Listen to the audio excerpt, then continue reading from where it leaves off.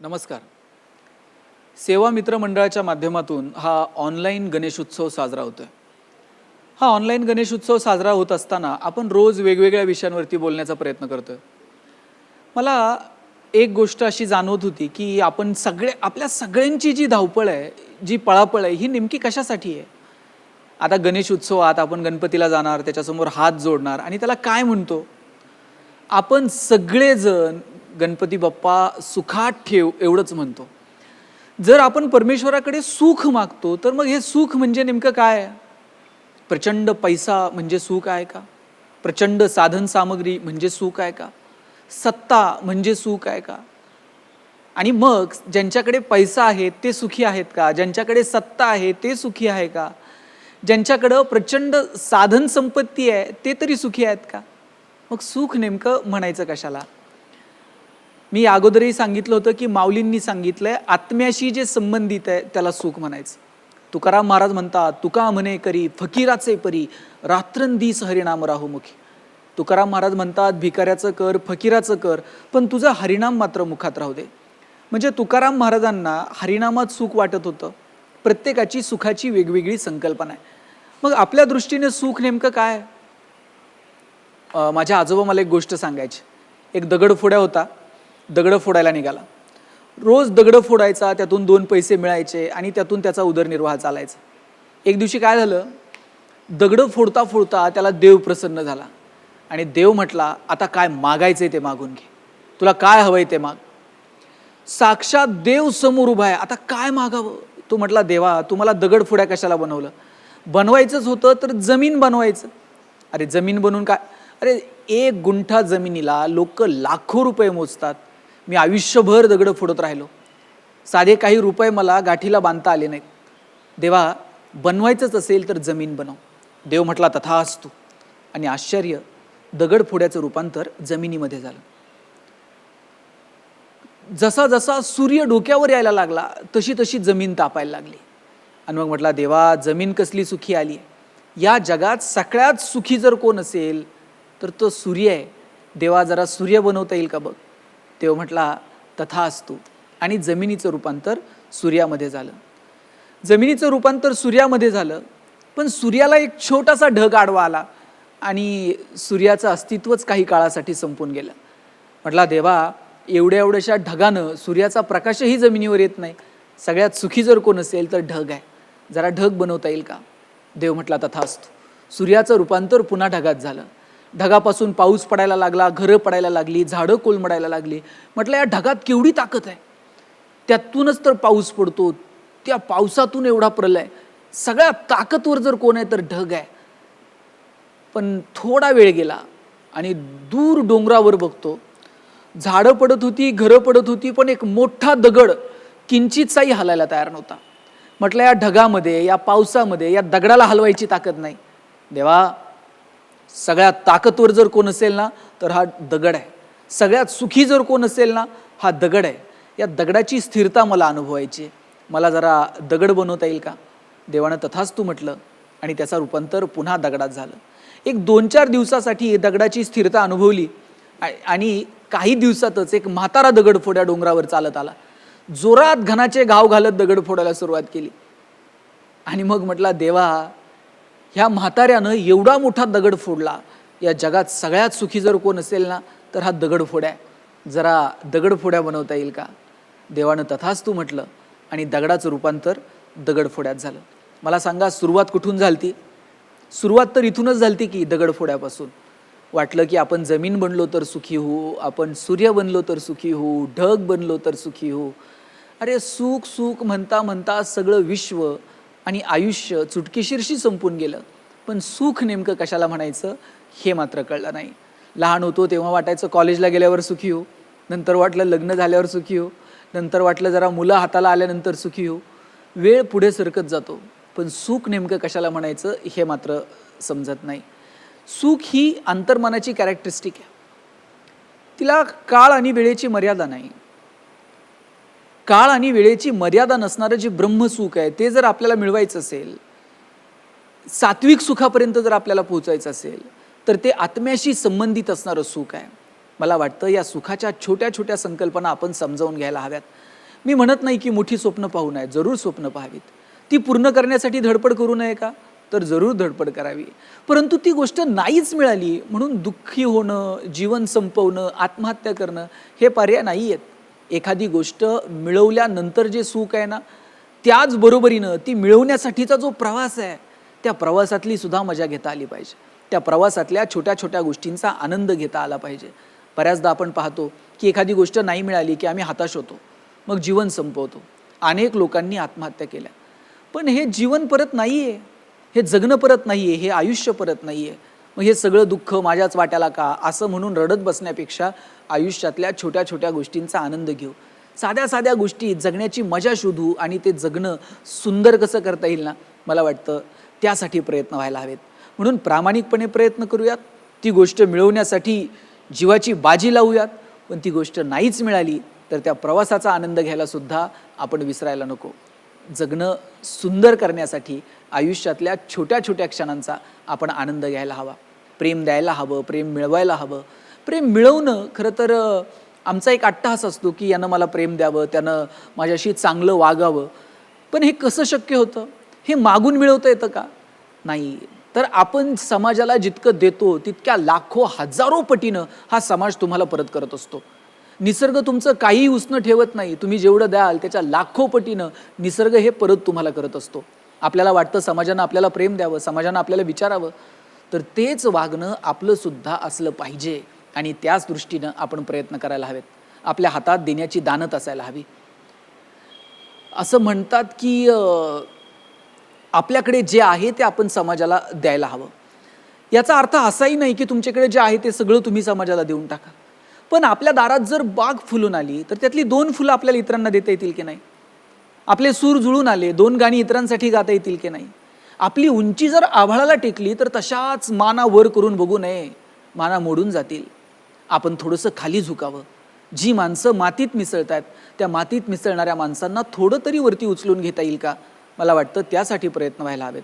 विंदा करंदीकरांची एक कविता आहे, देणाऱ्यानं देत जावं, घेणाऱ्यानं घेत जावं आणि घेता घेता एक दिवस देणाऱ्याचे हात घ्यावेत. देणाऱ्याचे हात घ्यावेत म्हणजे ते असे कोपरापासून तोडून घ्यायचे नाही. ती देण्याची वृत्ती आम्हाला आत्मसात करता येईल का?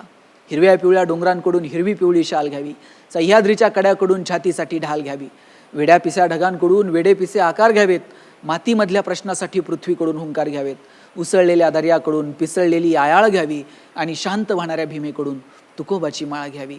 देणाऱ्यानं देत जावं, घेणाऱ्यानं घेत जावं आणि घेता घेता एक दिवस देणाऱ्याचे हात घ्यावेत. ही देण्याची वृत्ती आम्हाला आत्मसात करता येईल का? अहो, तुकाराम महाराजांना एका शेतकऱ्यानं ऊसाची मुळी दिली. घरी येईपर्यंत एक एक एक ऊस वाटत वाटत फक्त एक ऊस येईपर्यंत तुकाराम महाराजांकडे शिल्लक राहिला. एवढंच काय, पिढ्यान पिढ्या चालत आलेली महाजनकीची सगळी कागदपत्र तुकाराम महाराजांनी इंद्राणीच्या डोहात नेऊन बुडून टाकली. मी तर म्हणेल शेतकऱ्याचं कर्ज माफ करणारं पहिलं गव्हर्नमेंट जर कोणतं असेल ना तर जगद्गुरू तुकाराम महाराज आहेत. बरं, ते करत असताना ते इतरांना कळावं किंवा इतरांनी त्याचे गुणगान गावेत अशी कोणतीही अपेक्षा नाही. श्वास जितक्या सहजतेनं आपण घेतो ना तितक्या सहजतेनं तुकाराम महाराजांनी हे सगळं लोकांना देऊ केलं. ही देण्याची दानत आपल्यामध्ये असायला हवी. आपण इतरांना प्रेम दिलं, समाज हा निसर्ग त्याच्या कितीतरी पटीनं तो आपल्याला परत करेल. म्हणून ही देण्याची दानत आम्हाला आमच्यामध्ये निर्माण करता येईल का? आज आपण पाहतो भावाभावांमध्ये प्रेम उरलं नाही, बहीण भावांमध्ये प्रेम उरलं नाही, मुलांचं आणि आईवडिलांमध्ये तो जिव्हाळा उरलेला नाही. हे का होतं आहे? याचं कारण इतकंच आहे की आमचा संवाद नाही, आम्हाला एकमेकांविषयी आदर उरलेला नाही. खरं तर आईवडिलांमुळे आपल्याला हे जग पाहायला मिळालं. तुम्ही मी लिहायला वाचायला शिकलो हे सगळं सोडावं, पण आपण हे जगच मुळात आपण ज्या आईवडिलांमुळे पाहतोय त्या आईवडिलांविषयी आपण कृतज्ञ कशी होऊ शकतो? मला वाटतं इकडे तिकडे मंदिरांमध्ये देव शोधण्यापेक्षा जिवंत आहेत ना तोपर्यंत आईवडिलांच्या पायापाशी आपल्याला देव सापडेल. आणि त्यांना काही अपेक्षा नसते हो की पोरानं मला काही आणून द्यावं किंवा मला पाची पकवान जीव घालावं. त्यांना अपेक्षा इतकेच असते की आमच्या लेकरांनी आमचं नाव खराब होणार नाही असं वागू नये, आमच्या लेकरांनी फक्त आमच्याशी 2 शब्द तोंड भरून बोलावं इतकीच अपेक्षा असते. अगदी प्रॉपर्टीवरून भावाभावांचे वाद होतात, बहीण भावांचे वाद होतात. आपल्याला हे सगळं इथेच सोडून जायचं आहे. कदाचित काही तात्विक गोष्टींवरती मतभेद असूही शकतात, पण जिथे मनभेद होतात ना तिथे नाती संपुष्टात येतात. ज्या गोष्टींसाठी आपण नातं संपवायला निघालेलो आहोत ती गोष्ट तितकी महत्त्वाची आहे का? हा प्रश्न एकांतात जर स्वतःला विचारला ना तर मला वाटत नाही की कोणती नाती संपुष्टात येतील. ज्या पैशांसाठी ज्या प्रॉपर्टीसाठी आपण भांडत असतो हे सगळं इथंच राहणार आहे. फक्त आपल्याला हे जग सोडून जावं लागणार आहे. आम्ही शाळेत असताना आमचा शाळेचा सेंड ऑफ होता आणि सेंड ऑफच्या दिवशी आम्ही बेंचवरून भांडत होतो. तुझं दप्तर इकडे का आलं, तुझा हात इकडे का आला. आमच्या बाई म्हणाल्या, उभा राहा, तुला एक सांगते, 10वीतून आता तुम्ही 11वीत जाल, बेंच इथेच ठेवायचा आहे. फक्त तुम्ही वर्ग सोडून जाणार आहात. बेंच इथेच राहतो, वर्ग इथेच राहतो. फक्त आपण 10वीतून 11वीला जाणार, 11वीतून 12वीला जाणार. अगदी तसंच आहे. आपण सगळेजण प्रवासी आहोत. आपण परमनंट नाही आहोत. आपण टेम्पररी इथे आलेलो आहोत. आपण यायचं, इथल्या गोष्टींचा उपभोग घ्यायचा, आनंद घ्यायचा, एकमेकाशी प्रेमानं वागायचं, सगळं इथेच ठेवायचं, पुढच्या पिढीच्या हातात स्वाधीन करायचं आणि तिकीट काढून निघून जायचं. इतकं सोपं जगण्याचं तत्त्वज्ञान आहे. मग हा सगळा अट्टहास कशासाठी? आम्हाला कुणावर तरी विजय मिळवायचा आहे, आम्हाला कुणावर तरी सत्ता गाजवायची आहे. हे सत्ता गाजवणं, कुणावर तरी विजय मिळवणं, कुणाला तरी गुलाम करणं, ही जी वृत्ती आहे ना, यातून आम्ही दुःखी होत गेलो आणि सुखापासून कोसो किलोमीटर दूर निघून गेलो. आपल्याला अपेक्षित असणाऱ्या सुखापर्यंत जर आपल्याला पोहोचायचं असेल तर आयुष्यातल्या छोट्या छोट्या गोष्टींचा आनंद घ्या. इतरांसाठी आपल्याला काही करता येईल का त्यासाठी जाणीवपूर्वक प्रयत्न करा. इतरांच्या डोळ्यातील अश्रू आपल्याला पुसता येतील का? मला मान्य आहे आपण सगळ्या जगाचे अश्रू पुसू शकणार नाही, पण शक्य तितक्या लोकांना आपल्याला मदत करता येईल का? या मित्रमंडळाचं नावच सेवा आहे. सेवा, इतरांची सेवा करण्यासाठी आपल्याला परमेश्वरानं 2 हात दिलेत. आपल्याला ही सेवा करता येईल का? सामाजिक सेवेचं व्रत आपल्याला अंगीकारता येईल का? मला वाटतं यासाठी आपण सगळ्यांनी प्रयत्न करायला हवेत. अहो, ज्ञानोबा माऊलींनी एवढं दुःख सहन केलं, किती दुःख सहन केलं, प्रचंड यातना सहन केल्या. पण ज्ञानेश्वरीमध्ये ज्ञानोबा त्यांनी सहन केलेल्या दुःखाविषयी कुठेही बोलत नाहीत. त्या दुःखाचा साधा उल्लेखही ज्ञानोबा करत नाहीत. इंद्रायणीमध्ये आंघोळीला ज्ञानोबा गेले तर तिथल्या लोकांनी तिथे आंघोळ सुद्धा करू दिली नाही. आणि तेच ज्ञानेश्वर महाराज ज्यावेळेस भगवंताकडे काही मागायची वेळ येते त्यावेळेस जो जे वांछील तो ते लाहो प्राणी जात, ज्याला ज्याला जे जे हवंय ते ते मिळू दे. केवढा हा मनाचा मोठेपणा. आपल्याला आपल्याविषयी जर काही मागायचं असेल तर देवाला काय मागू आणि काय नाही. मी सुरुवातीलाच सांगितलं, देवाला मागायची वेळ आली तर जमीन कर, अमुक कर. पण देव जर आपल्याला म्हटला, एक उदाहरण महाराज नेहमी सांगायचे, देवानं एकाला सांगितलं, बघ तू जे मागशील ना ते मी तुला देईल, परंतु तुला जेवढं देईल ना त्याच्या दुप्पट मात्र मी तुझ्या शेजारच्याला देईल. यानं फार विचार करून सांगितलं. म्हटलं, देवा मला द्यायचंय ना, माझा 1 डोळा जाऊ दे म्हटलं. देव म्हटला, का? म्हटले, मग ते शेजारच्याचे 2 जातील. इतरांविषयी प्रेम, त्यांच्याविषयी मदतीचा भाव आपल्या मनामध्ये का उत्पन्न होत नाही? मला वाटतं हे जग बुमरँग आहे. आपण जे पेरू ते उगवणार आहे. काय पेरायचं ना ते आपल्याला ठरवता आलं पाहिजे. गहू पेरून कधी ज्वारी उगवत नाही, ज्वारी पेरून कधी हरभरा उगवत नाही. प्रेम पेराल तर प्रेम उगवेल, द्वेष पेराल तर द्वेष उगवेल. काय पेरायचं ते ठरवा, म्हणजे तेच उगवेल. आपल्या मुलांच्या बाबतीत सुद्धा तेच आहे. आपल्याला वाटतं आपल्या मुलांनी चांगलं वागावं, चांगला विचार करावा. आपण तसं वागलं पाहिजे. आपण जे सांगू तसं मुलं वागत नाहीत, पण आपण जसं वागू ना तसं मुलं वागत असतात. संस्कार हे सांगण्यातूनच निर्माण होतील असं नाही, पण ते वागण्यातून निर्माण होतात. आपण जसं वागू तसं येणारी पिढी वागणार आहे. आपण आपल्या आईवडिलांची सेवा केली तर मुलं आपली सेवा करतील. त्यांना दिसेल की आपल्या आईवडिलांनी आपल्या आजी आजोबांना किती जपलं. आपले आईवडील व्यसनाधीन नाही आहेत हे जेव्हा मुलं पाहतील तेव्हा त्यांना कळेल की अरे आपले आईवडील चांगलं जगले, आपण सुद्धा चांगलं जगायला पाहिजे, चांगलं वागायला पाहिजे. म्हणून संस्कार हे फक्त बोलण्यातनं निर्माण होतात असं नाही आहे, ते आपल्या वागण्यातनं निर्माण होतात. म्हणून आपल्या वागण्या बोलण्यातनं आपल्या मुलांवरती चांगला विचार, चांगला आदर्श, चांगले संस्कार आपल्याला निर्माण करता येतील का या दृष्टीनं आपण प्रयत्न करायला हवेत. आणि मला एक गोष्ट मात्र जाणवली, सुख सहन करायला जेवढी ताकद लागते ना, म्हणजे ती ताकद तुम्हाला सात्विक विचारातूनच मिळू शकते. दुःख सहन करायला जेवढी ताकद लागते त्याहीपेक्षा जास्त ताकद ही सुख सहन करायला लागते.